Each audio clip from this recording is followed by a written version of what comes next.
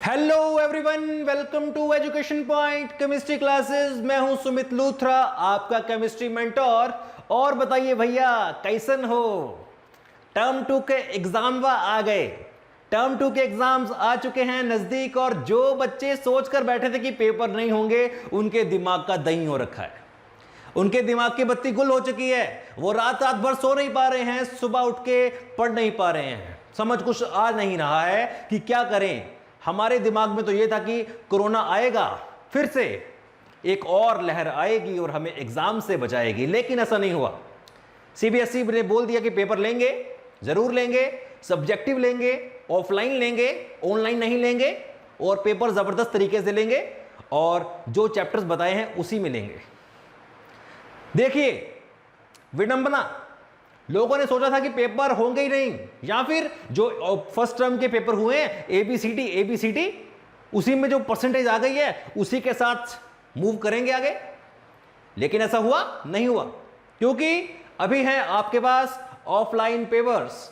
और जब एग्जाम में इस तरह की टर्म्स देखने को मिलती हैं, केमिकल रिएक्शन की rate of reaction, order of reaction, molecularity, half life period, integrated rate equations, law of mass action, rate law, तो दिमाग का दही हो जाता है।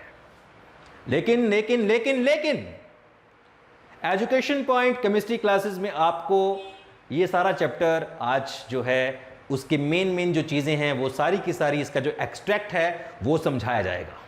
क्योंकि अभी भी हमारे पास वक्त है, कुछ नहीं बिगड़ा है।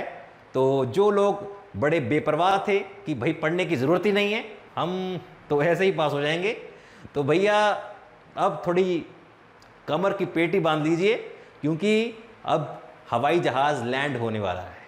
और कहाँ पर लैंड होने वाला है? एग्जामिनेशन हॉल में। और हमारे पास जो वक्त है वो 1 महीने से भी कम है, तो थोड़ा अभी सीरियस होना पड़ेगा इन चैप्टर्स को समझने के लिए। तो चलिए शुरू करते हैं चैप्टर नंबर 4, जो काफ़ी देर हो गई है पढ़े हुए। गर्मियों में पढ़ा था, गर्मियाँ फिर से आ गई हैं, और अभी कोई समझ नहीं आ रहा है कि कैसे करें। भैया मुश्किल हो गई है, कैसे करेंगे? टर्म 2 के पेपर आ गए हैं सिर पे। तो कोई बात नहीं, जब तक हम हैं जिंदा तब तक आपको नहीं होने देंगे एग्जामिनेशन हॉल में शर्मिंदा। ओके, तो चलिए बेटा देखते हैं कि रिएक्शन का जो मसला है ये क्या है। तो चैप्टर का नाम है chemical kinetics, chapter number 4, chemistry, CBSE. Chapter number 4, chemical kinetics. Chemical kinetics क्या है बेटा? देखो, सबसे पहले अगर मैं बात करूं केमिकल काइनेटिक्स की, तो ये 2 शब्दों का जोड़ है, केमिकल और काइनेटिक्स। केमिकल और काइनेटिक्स। केमिकल का शब्द का जो मतलब है वो तो आपको पता ही है कि कुछ ना कुछ केमिस्ट्री से संबंधित है, कुछ ना कुछ केमिकल से संबंधित है, कुछ ना कुछ रिएक्शन से संबंधित है। और काइनेटिक्स का मतलब होता है प्रोसीड करना, मूव करना, आगे बढ़ना, मूवमेंट। ओके, तो केमिकल रिएक्शंस किस प्रकार से प्रोसीड करते हैं, उनके रास्ते में क्या क्या मुश्किलें आती हैं, कौन कौन से फैक्टर्स हैं जिन पर केमिकल रिएक्शन डिपेंड करते हैं, और कितनी गति, कितनी स्पीड से केमिकल रिएक्शन प्रोसीड करता है, कितनी जल्दी केमिकल रिएक्शन होगा या कितनी लेट होगा, उसके लिए फेवरेबल कंडीशंस क्या क्या हैं, वो सारी की सारी स्टडी जो है वो केमिकल काइनेटिक्स है। In a chemical reaction, mechanism and rate of reaction are more important. ये 2 चीजें मैंने आपको बताई, केमिकल रिएक्शन की मैकेनिज्म्स और केमिकल रिएक्शन का रेट, मतलब उसकी स्पीड। इन दोनों चीजों के ऊपर हमारे चैप्टर जो है वो खड़ा हुआ है।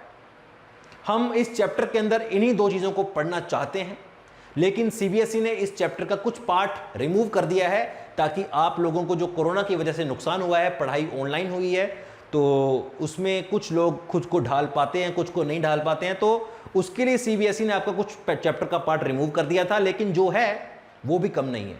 ठीक है, तो you have to be serious if you want to score more than 95% marks in chemistry. लगता अच्छा है ना सुनने में, 95% मार्क्स इन केमिस्ट्री, लेकिन होगा कैसे?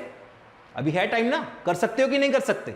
You can do, nothing is impossible.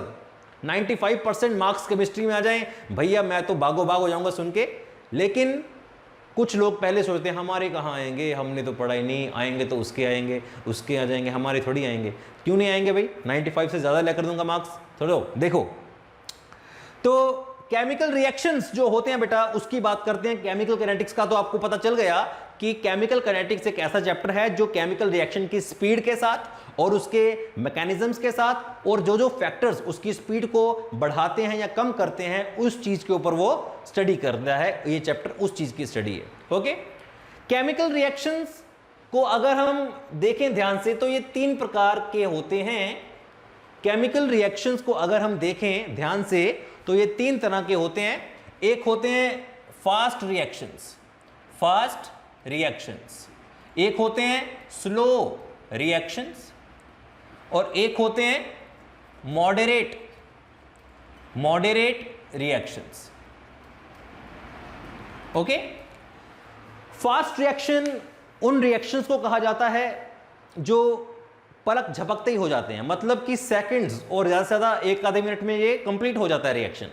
इस तरह के रिएक्शन जो विद इन सेकंड्स कंप्लीट हो जाते हैं, जैसे रेस्पिरेशन है, जैसे फोटोसिंथेसिस है, ठीक है, इस तरह के जो रिएक्शंस हैं ये फटाफट हो जाते हैं, जैसे बर्निंग है, ठीक है। तो इस तरह के रिएक्शन, कंबशन हो गया, ये हो गया, वो हो गया, तो इस तरह के रिएक्शन फास्ट होते हैं और फास्ट रिएक्शन जो है वो विद इन सेकंड्स खत्म हो जाते हैं। सेकेंड टाइप है हमारे पास स्लो रिएक्शंस की। स्लो रिएक्शंस वो रिएक्शन है जो नंबर ऑफ मंथ्स तक चलते हैं या नंबर ऑफ डेज तक चलते हैं, ठीक है, उन रिएक्शंस को कहा जाता है स्लो रिएक्शन। जैसे रस्टिंग ऑफ आयरन है, रस्टिंग ऑफ आयरन एक एग्जांपल है इसकी। लोहे को जंग लगना काफी लंबा प्रोसेस है, एक ही दिन में नहीं लग जाएगा, है ना। तो इस तरह के रिएक्शंस को स्लो रिएक्शंस कहा जाता है, ठीक है, इस तरह के रिएक्शंस को स्लो रिएक्शंस कहा जाता है। और तीसरा है मॉडरेट रिएक्शंस। मॉडरेट रिएक्शन जैसे दूध से दही जमाना, ठीक है, इस तरह का जो रिएक्शन है जो कुछ घंटों में हो जाए या कुछ मिनट्स में हो जाए, 40-50 मिनट में रिएक्शन हो जाए या फिर 1-2 घंटे में हो जाए या 4-5 घंटों में हो जाए, इस तरह के रिएक्शन को कहा जाता है मॉडरेट रिएक्शन। और केमिकल काइनेटिक्स जो है वो इन मॉडरेट रिएक्शंस को स्टडी करती है, ठीक है। In chemical reaction we study only moderate reactions, हम उसमें फास्ट रिएक्शंस को और स्लो रिएक्शंस को स्टडी नहीं करते हैं। समझ आई बात, दिमाग में घुसा कुछ घुसा है, राइट। चलो उसके बाद बात करेंगे केमिकल रिएक्शन का जो फास्ट, स्लो और मॉडरेट है, ठीक है। ये फास्ट, स्लो और मॉडरेट क्या है, ये उसकी स्पीड के बेसिस पर हमने क्लासिफिकेशन की है। तो रेट ऑफ रिएक्शन का मतलब क्या होता है? रेट ऑफ रिएक्शन का बच्चे मतलब होता है speed of reaction. Rate of reaction का मतलब क्या होता है? स्पीड ऑफ रिएक्शन, ठीक है, स्पीड ऑफ रिएक्शन। किसी भी केमिकल रिएक्शन के दौरान 2 चीजें होती हैं, ठीक है, किसी भी केमिकल रिएक्शन के दौरान 2 चीजें होती हैं। जैसे यहां पर एक केमिकल रिएक्शन है जिसमें कुछ रिएक्टेंट्स हैं और वो कन्वर्ट हो रहे हैं प्रोडक्ट में, ठीक है, कुछ रिएक्टेंट्स हैं जो कन्वर्ट होते हैं प्रोडक्ट में। तो एट टाइम 0, जब समय बिल्कुल भी नहीं बीता था, उस टाइम पर रिएक्टेंट था हमारे पास 100% और प्रोडक्ट था हमारे पास 0%। लेकिन जब रिएक्शन खत्म हो गया एट टाइम t, ठीक है, टाइम t मतलब कि समय पूरा होने के बाद रिएक्टेंट रह गया 0% और प्रोडक्ट बन गया 100%, ठीक है। तो ये देखिए कि समय के साथ साथ क्या हो गया, रिएक्टेंट की जो कॉन्सेंट्रेशन है वो कम हो गई 0 तक, ओके, और जो प्रोडक्ट है उसकी कॉन्सेंट्रेशन 0 से बढ़ के कितनी हो गई, 100% हो गई। तो किसी भी केमिकल रिएक्शन के दौरान बच्चे 2 चीजें होती हैं, रिएक्टेंट की कॉन्सेंट्रेशन डिक्रीज होती जाती है और प्रोडक्ट की कॉन्सेंट्रेशन इंक्रीज होती जाती है। With in a chemical reaction the concentration of reactants decreases with time and concentration of product increases with time. तो speed of reaction या rate of reaction क्या होता है?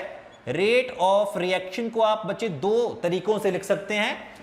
First, change in concentration over time taken, okay, change in concentration over time taken, ये rate of reaction का formula है। Rate of reaction मतलब speed of reaction. तो जब भी आपको स्पीड निकालनी है किसी केमिकल रिएक्शन की, तो उसमें आप क्या करेंगे, change in concentration over time taken.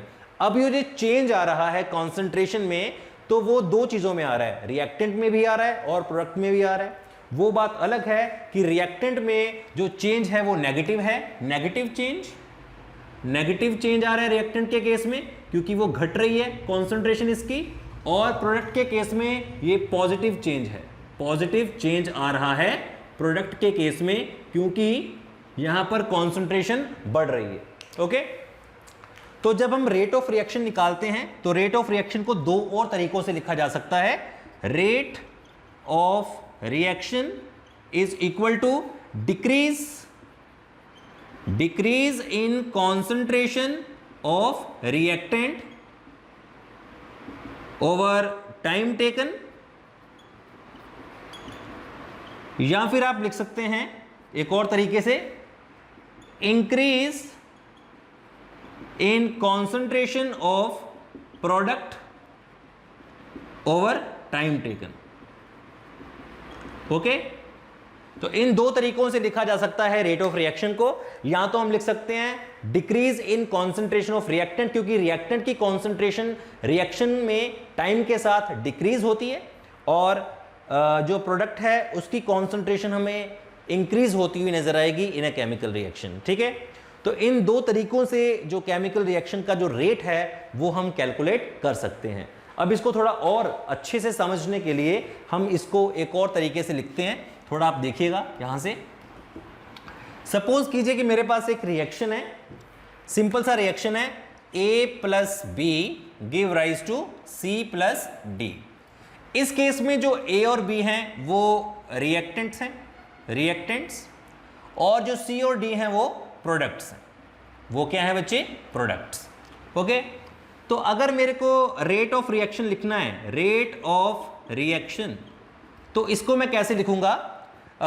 सबसे पहले मेरे को लिखना है रिएक्टेंट की फॉर्म में, तो मैं किसी भी एक रिएक्टेंट की कॉन्सेंट्रेशन में जो चेंज आ रहा है उसके साथ रेट ऑफ रिएक्शन लिख सकता हूं। For example, minus change in concentration of A over change in time, या फिर मैं लिख सकता हूं minus change in concentration of B over change in time. Okay, तो यहां पर मैंने delta A upon delta T लिखा, delta B upon delta T लिखा, लेकिन यहां पर मैंने नेगेटिव साइन भी डाले हैं।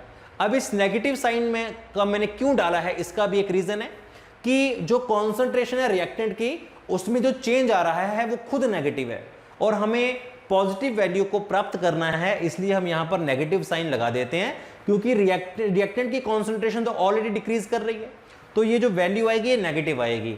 उसको पॉजिटिव करने के लिए हम हमेशा रिएक्टेंट के साथ नेगेटिव साइन लगा देते हैं। और अगर मैं इसको प्रोडक्ट की फॉर्म में लिखना चाहूं तो मैं कैसे लिखूंगा? पॉजिटिव साइन में change in concentration of C over time taken, ठीक है, या फिर change in concentration of D over time taken. Okay, तो इस तरह से केमिकल रिएक्शन का जो रेट है वो लिखा जा सकता है। तो जब भी आप रिएक्टेंट की फॉर्म में लिखोगे तब आपको नेगेटिव साइन यहां पर जो है वो लिखना होगा, और जब आप पॉजिटिव में लिखोगे तो आपको पॉजिटिव साइन जो है यहां पर वो लिखकर दिखाना होगा, ताकि जो चेंजेस हैं उसकी जो वैल्यू आ रही है हमारे पास रेट ऑफ रिएक्शन की वो पॉजिटिव में आए, कभी भी वो वैल्यू नेगेटिव में ना आए। I hope you understand.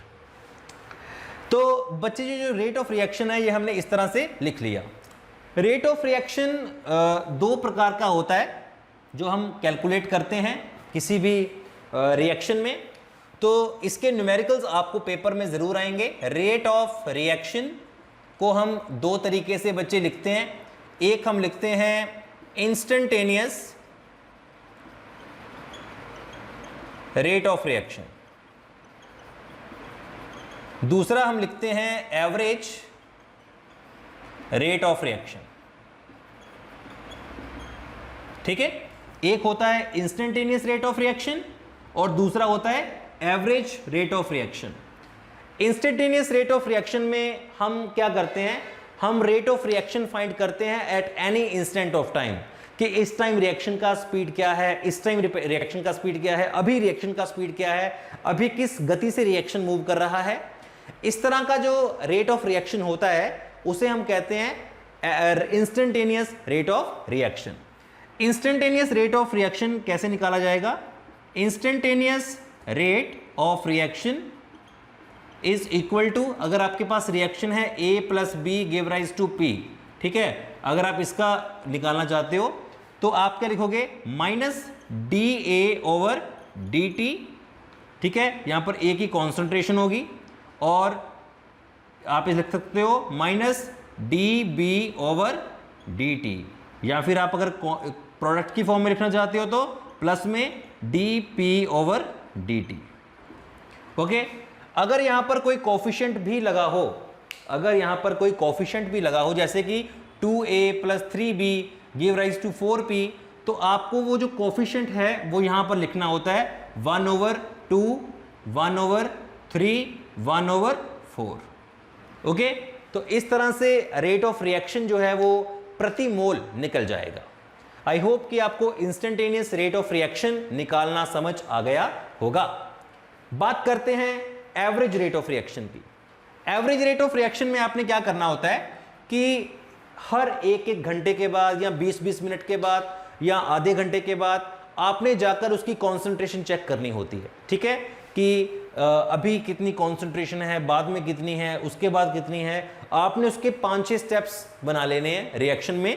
Total जितना टाइम लग रहा है उसको 5-6 भागों में आपको डिवाइड करना है, और हर भाग में जाकर आपको उसकी कॉन्सेंट्रेशन नोट कर लेनी है कि इतनी देर में इतनी कॉन्सेंट्रेशन में चेंज आया, इतनी देर में इतना चेंज आया, इतनी देर में इतना चेंज आया, ठीक है। उसके बाद आपने एवरेज रेट जो निकालना है वो कैसे निकालोगे? ये आ जाएगा minus concentration of reactants over time taken. यहाँ पर जो है हमारे पास डेल्टा टी, ये होगा डेल्टा 2 माइनस डेल्टा 1, और डेल्टा ए जो कॉन्सेंट्रेशन है वो है concentration at time t1 minus concentration at time t2 minus t1, ठीक है। इस तरह से आप फाइनल माइनस इनिशियल को करके रेट निकालेंगे और आपका एक स्टेप का रेट आ जाएगा। मान लो आपने रेट जो है वो 2 बजे रिएक्शन शुरू हुआ और आपने 2:30 बजे जाकर कॉन्सेंट्रेशन नोट कर ली और टाइम नोट कर लिया, तो यहाँ पर जो डेल्टा टी है that will be 30 minutes, and जो कॉन्सेंट्रेशन का चेंज आया वो आप यहाँ पर लिखोगे। उसके बाद आपने 3 बजे दोबारा से मेजर किया, उसका आप दोबारा से निकालोगे, फिर 2:30 बजे के बाद 3 बजे, फिर 3 बजे के बाद 3:30, फिर 4, फिर 5, जितने बजे आप फाइंड कर रहे हो नीचे टाइम को लिखकर आपने हर स्टेप का रेट लिख लेना है, एंड देन उसकी एवरेज निकाल देनी है। That will be the average rate of reaction. इस तरह से रेट ऑफ रिएक्शन के न्यूमेरिकल्स आपको बड़े आसानी से सॉल्व करने के लिए दिए जाएंगे और आप उनको सॉल्व भी कर सकते हैं। ओके, तो ये था रेट ऑफ रिएक्शन। वीडियो को ज़्यादा लंबा ना करते हुए मैं इस वीडियो को फिलहाल यहाँ तक ख़त्म कर रहा हूँ, रेट ऑफ रिएक्शन तक। अगली वीडियो में ऑर्डर और मोलिकुलरिटी और हाफ लाइफ, इन तीनों को मैं एक ही वीडियो में ख़त्म करूँगा। तब तक के लिए thank you very much. I hope कि आपको इसका जो इनिशियल स्टेप था रेट ऑफ रिएक्शन का वो समझ आ गया होगा कि रेट ऑफ रिएक्शन कैसे निकाला जाता है। अगली वीडियो में मिलते हैं ऑर्डर, मोलिकुलरिटी और हाफ लाइफ के साथ। तब तक के लिए थैंक यू वेरी मच, जुड़े रहिए हमारे साथ। और अगर आप हमें कोई सुझाव देना चाहते हैं तो कमेंट बॉक्स में आप ज़रूर उसको लिखें। इस वीडियो को लाइक कर दीजिए, सब्सक्राइब कर दीजिए और अपने दोस्तों के साथ शेयर कीजिए। और आपके जो कमेंट्स हैं वो हमारे लिए बहुत ही बहुमूल्य हैं, तो उन्हें ज़रूर भेजिएगा। Thank you.